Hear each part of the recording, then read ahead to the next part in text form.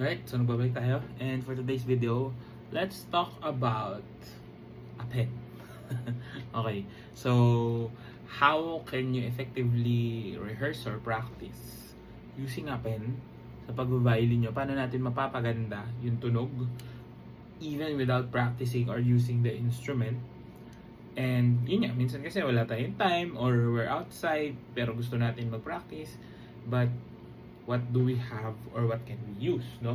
So according to lore, no, sabi nila si Paganini daw was continuously practicing kahit na wala siyang hawak na violin by using a stick.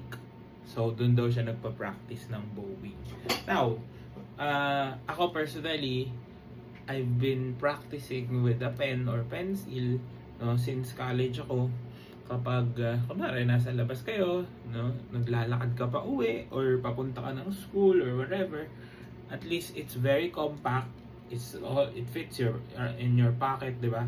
And you don't have to buy separate tools para dito, no. So actually, ang best na option for me personally is to have a pencil, no. Wala lang tayong pencil ngayon dito. Anyway, I have a pen here and I will demonstrate some exercises you could do para magawa nyo din siya and help out in creating a better bow stroke, and also manage the balance in your hands or fingers. Okay? So, unang-una, kailangan ma-establish mo muna yung bow hold mo, no? So, you don't really need a lot kasi if your bow hold is already established or maayos na siya, let's say hindi naman beginner bow hold na nasa ilalim pa ng frog, a stick or a pen could easily work.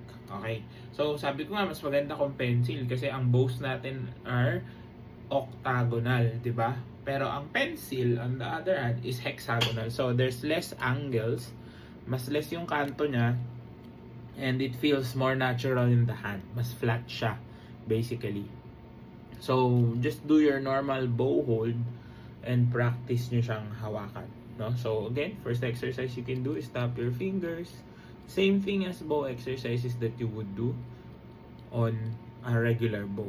But this time, it would be easier kasi mas lightweight yung ating pen or pencil or stick, diba? Iba, toothbrush eh. Pwede rin, diba?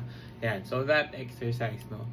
So, whenever you tap, make sure na kung saan ka umangat, doon ka rin babalik.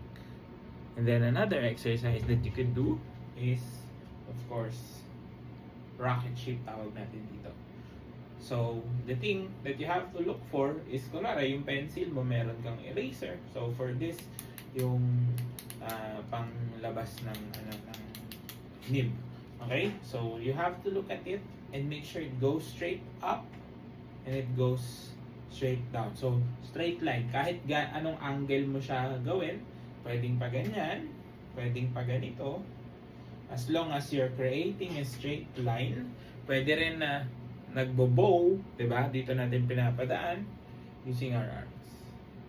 So, yung bow stroke mo, again, titignan mo lang if you're creating a straight line. So, ito yun, titignan mo, dumiretso ba siya? Kasi, if it goes here, no, nagpunta sa neck mo, or goes away from your ear, so makikita mo agad na hindi straight yung ginagawa mo bowing.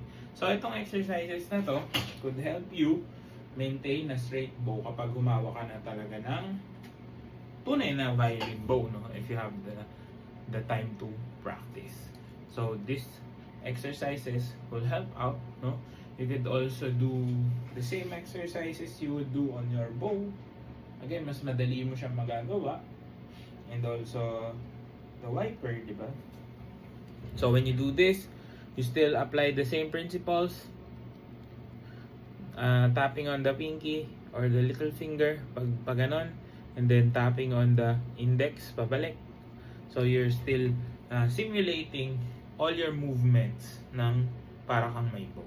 Now, may times din na minsan kahit wala na yung pencil, you can still do it, no? Minsan makikita mo, ako mismo, no? Kahit hanggang ngayon naman, naglalakad ka, ganyan pa rin, no? Because it's so important that muscle memory, no? Na meron tayo na kahit anong gawin natin, magagawa natin yung stroke kahit na hindi natin hawak yung instrument. Para every time you're ready to hold on to your instrument or to your bow, makakapagpatunog ka ng maganda. And again, 90% of the things that you do is based on your tone production from your right hand. So having a good bow hold, no, kasama na yon, and having time to actually work on it para mas mapaganda pa yung strokes mo, diba? You can also do this para mas maayos din, no? Maraming different exercises to mobilize your fingers and your arms para masanay sila sa movements and be able to help you balance it out. Kasi syempre ito mas balance siya compared sa violin bow, which is very heavy on this side and very light on the other. So yun yung mga pwede nyong gawin, no, para makapag-practice kahit wala kayong violin readily in front of you, wala kayong kahit ano, kahit kung nasa office kayo, 'di ba? May time kayo, you're listening to a podcast or you're listening in a meeting, di naman siguro makaka-distract kung magpa-practice kayo or simulate bow strokes. Again, kahit paanong angle, as long as you're creating a straight line, that is the key para pag nag-bow kayo, straight din yung bow nyo and hindi siya maging masyadong magalaw. So sana nakatulong to. If it did, comment down below. I'd like to hear your opinions about this as well. And I'll see you on the next one. Good luck sa inyo.